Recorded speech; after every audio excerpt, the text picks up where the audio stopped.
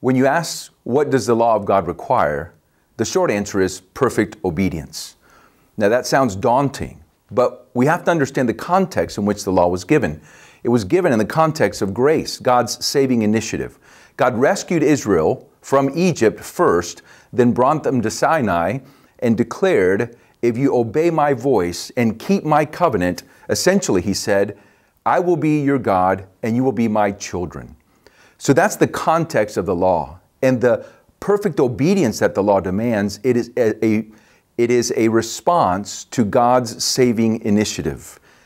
And it is a wholehearted devotion. The way that the Old Testament puts it is, love the Lord your God with all your heart, with all your mind, and with all your strength.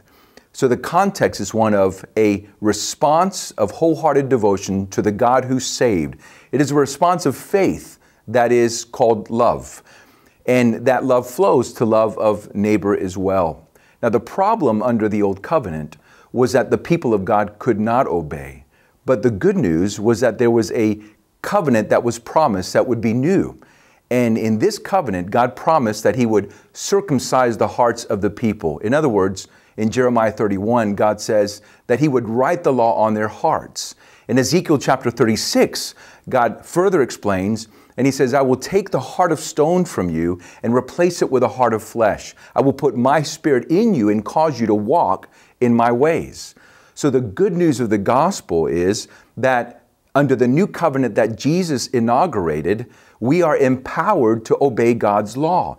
So when we think about the commands of God don't establish our relationship with God. Obedience is our response to God. It is a loving response of faith. God has saved us in Jesus Christ, and we respond by trusting him in loving obedience.